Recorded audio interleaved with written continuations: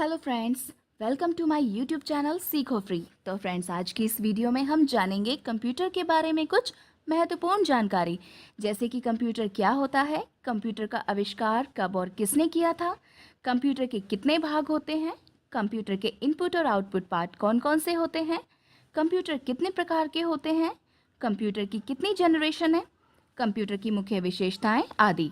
इन सभी बिंदुओं पर हम डिटेल में यानी कि विस्तार से चर्चा करेंगे। लेकिन फ्रेंड्स, अगर आप चैनल पर नए हैं तो सबसे पहले हमारे चैनल को सब्सक्राइब करें और बेल आइकन को प्रेस करना ना भूलें। तो चलिए वीडियो को शुरू करते हैं। सबसे पहले हम जानेंगे कंप्यूटर क्या होता है। तो फ्रेंड्स, हम आपको बता दें कि कंप्यूटर एक इलेक्ट्रॉनिक मशीन है, जैसा कि आप सभी जानते होंगे, सभी यूज़ करते हैं आजकल। तो कंप्यूटर एक इलेक्ट्रॉनिक मशीन है जो यूज़र द्वारा दिए गए इंस्ट्रक्शंस को इनपुट के रूप में लेकर उसकी प्रक्रिया यानी प्रोसेस करता है। यूज़र द्वारा, यूज़र यानी कि जो उसको यूज़ करने वाला व्यक्ति है, जो उसको चला रहा है, इंस्ट्रक्शन को इनपुट के रूप में लेकर यानी कि जो निर्देश दिए गए हैं उनको इनपुट के रूप में लेता है और उस पर प्रोसेस करता है, उस पर वर्क करता है और उसका परिणाम यानी कि उसका आउटपुट यानी रिजल्ट आसानी से हमें प्रदान करता है। चित्र में देखकर समझ सकते हैं। कंप्यूटर शब्द की जो उत्पत्ति है वो कंप्यूट शब्द से हुई है, अर्थात कंप्यूट का जो अर्थ होता है वो गणना करना यानी कि कैलकुलेशन करना होता है। इसलिए कंप्यूटर को हिंदी में हम संगणक कहते हैं। फ्रेंड्स, यहाँ पर हम कंप्यूटर की फुल फॉर्म जानेंगे। C common, O operating, M machine, P purposely, U used for, T technological, E educational and R research. तो ये फुल फॉर्म कुछ इस तरह से होगी: common operating machine purposely used for technological and educational research.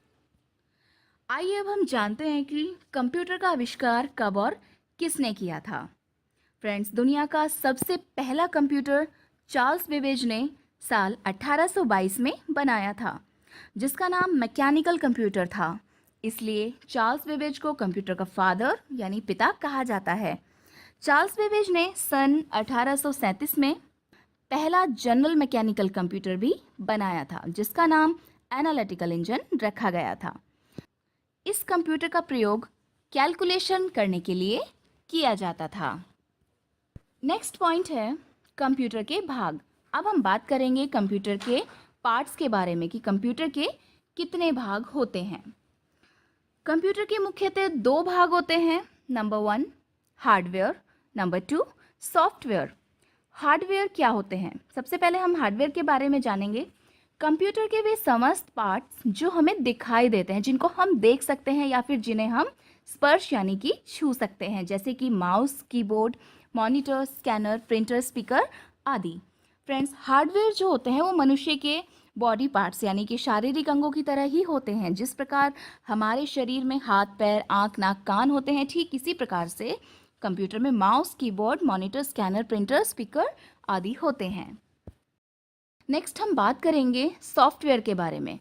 Computer के वे समस्त programmes जिनके द्वारा कंप्यूटर को ऑपरेट किया जाता है यानी कि उसको चलाया जाता है, इनको ना तो हम स्पर्श कर सकते हैं यानी कि टच नहीं कर सकते और ना ही हम इनको देख सकते हैं।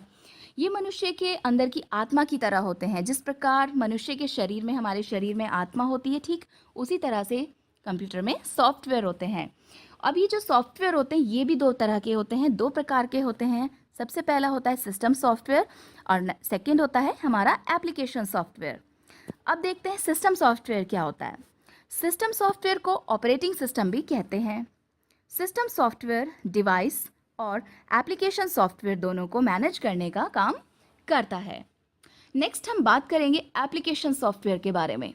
एप्लीकेशन सॉफ्टवेयर को हम शॉर्ट में ऐप कहते हैं। फ्रेंड्स, यह अलग अलग कार्य करने के लिए अलग अलग छोटे छोटे ऐप होते हैं। आइए हम इसको एग्जाम्पल की हेल्प से देखते हैं, समझते हैं थोड़ा। जैसे हमारा Microsoft window, Mac OS, Linux, Fedora आदि, ये सब जो हैं वो सब सिस्टम सॉफ्टवेयर के एग्जाम्पल हैं।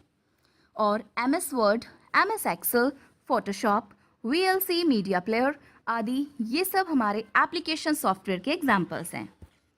नेक्स्ट पॉइंट है हमारा कंप्यूटर के इनपुट और आउटपुट डिवाइस क्या होते हैं, इनपुट आउटपुट क्या होता है और कंप्यूटर के इनपुट और आउटपुट पार्ट कौन कौन से होते हैं, इसके बारे में हम बात करेंगे। सबसे पहले हम जानेंगे इनपुट के बारे में।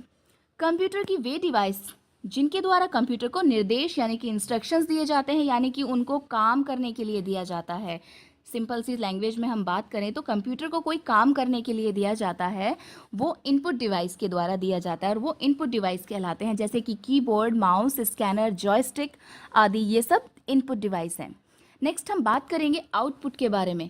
कंप्यूटर की वे डिवाइस जो इनपुट डिवाइस के द्वारा दिए गए इनपुट का परिणाम यानी रिजल्ट देते हैं, वो आउटपुट डिवाइस कहलाते हैं, जैसे मॉनिटर, स्पीकर, प्रिंटर, प्रोजेक्टर आदि, ये सब आउटपुट डिवाइस हैं।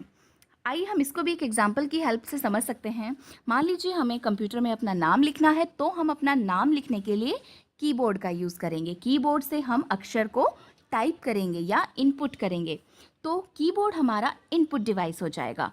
और जो लिखा हुआ नाम हमें दिखाई देगा, वो कहाँ पर दिखाई देगा, वो हमें दिखाई देगा स्क्रीन पर यानी कि मॉनिटर पर। हमें उसका रिजल्ट कहाँ पर मिला, मॉनिटर पर मिला। तो यानी कि हमारा जो मॉनिटर है वो हमारी आउटपुट डिवाइस है। नेक्स्ट पॉइंट है हमारा कंप्यूटर कितने प्रकार के होते हैं। अब हम जानेंगे कंप्यूटर के टाइप्स के बारे में। बेसिकली तो कंप्यूटर 3 प्रकार के होते हैं, एनालॉग कंप्यूटर, डिजिटल कंप्यूटर और हाइब्रिड कंप्यूटर। सबसे पहले हम बात करेंगे एनालॉग कंप्यूटर्स के बारे में। एनालॉग कंप्यूटर का इनपुट आउटपुट सिग्नल रूप में होता है। इनका उपयोग भौतिक मात्राओं को मापने के लिए किया जाता है, जैसे कि examples wall clock, speedometer, thermometer, ये सब एनालॉग कंप्यूटर के उदाहरण हैं। नेक्स्ट हम बात करेंगे डिजिटल कंप्यूटर की। डिजिटल कंप्यूटर बाइनरी सिस्टम पर डिपेंड होता है, यानी कि डिजिटल कंप्यूटर जो होता है वो बाइनरी सिस्टम पर आधारित होते हैं। इनका प्रयोग अर्थमेटिक ऑपरेशंस को परफॉर्म करने के लिए किया जाता है। वर्तमान समय में अधिकतर डिजिटल कंप्यूटर का उपयोग किया जाता है, जैसे कि स्मार्ट वॉच, लैपटॉप, डेस्कटॉप, ये सब डिजिटल कंप्यूटर के उदाहरण हैं। आइए डिजिटल और एनालॉग में क्या अंतर होता है, इसे हम थोड़ा सा विस्तार से यानी कि डिटेल में समझ लेते हैं।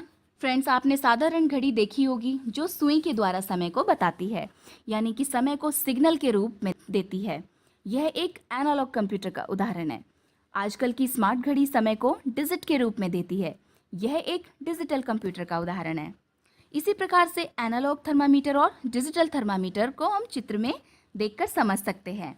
जो हमारा फर्स्ट वाला है वो हमारा डिजिटल थर्मामीटर है और जो हमारा नेक्स्ट है वो हमारा एनालॉग थर्मामीटर है। नेक्स्ट हम बात करेंगे डिजिटल कंप्यूटर्स की। फ्रेंड्स, डिजिटल कंप्यूटर्स जो होते हैं वो 4 प्रकार के होते हैं, micro computer, mini computer, mainframe computer और सुपर कंप्यूटर।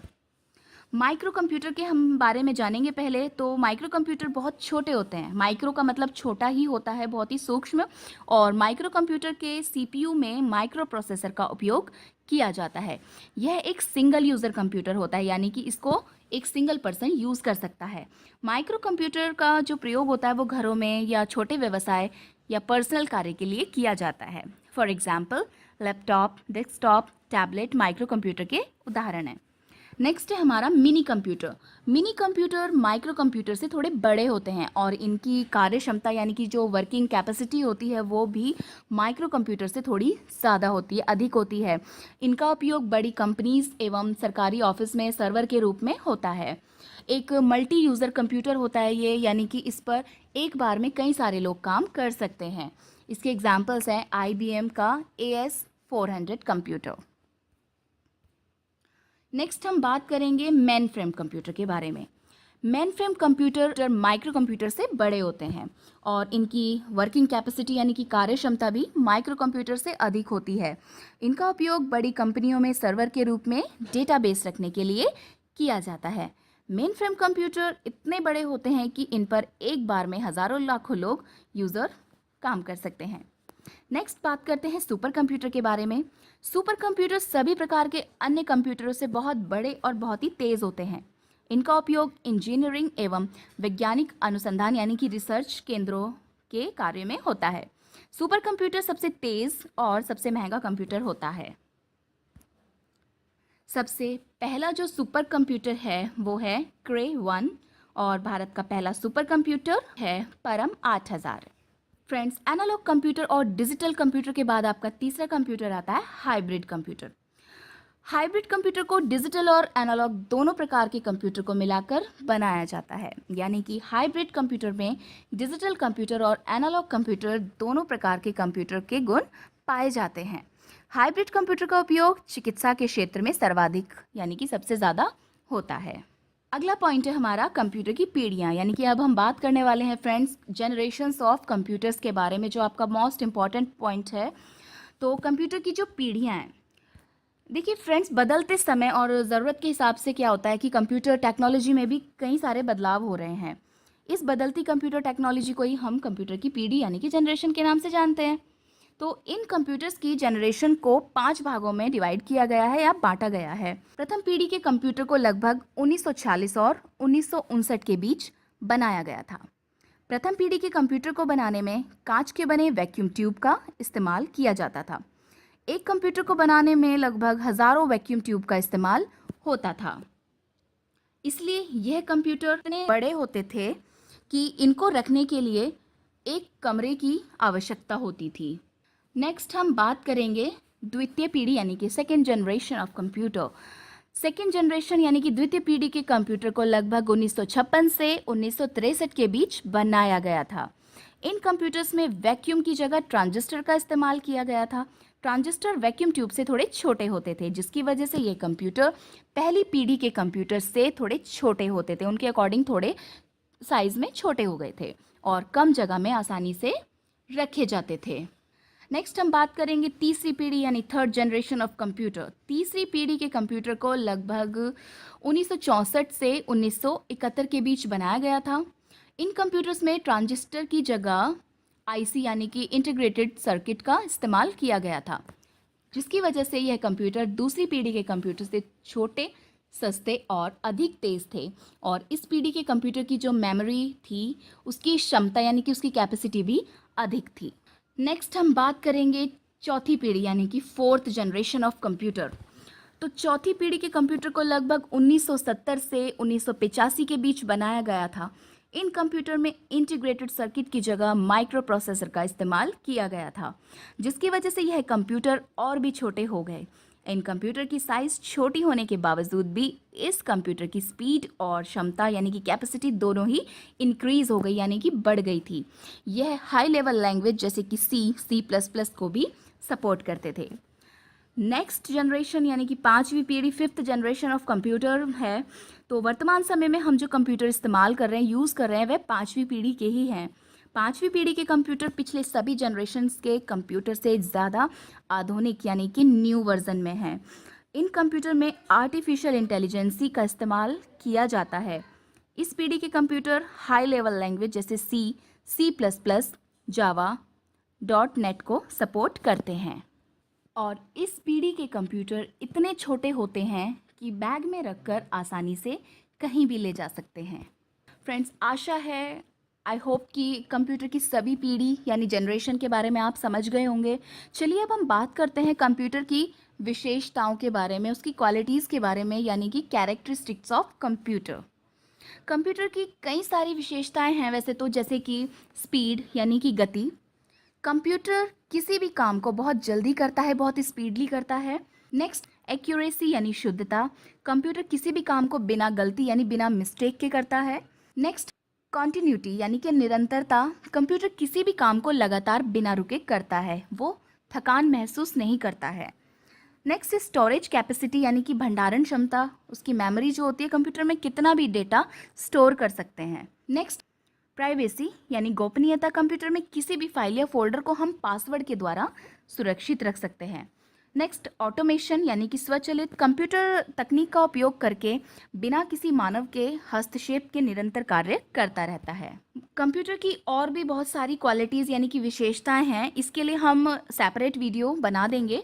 तो फ्रेंड्स, हम कंप्यूटर के अनुप्रयोग यानी कि उसके एप्लीकेशंस के बारे में भी यहाँ पर बात करने वाले हैं।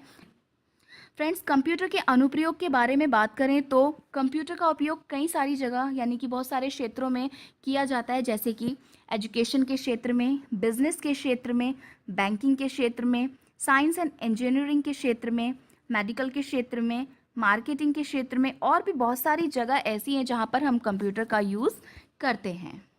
वीडियो पसंद आई हो तो वीडियो को लाइक ज़रूर करें।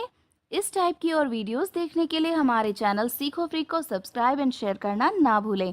Thanks for watching. Have a nice day.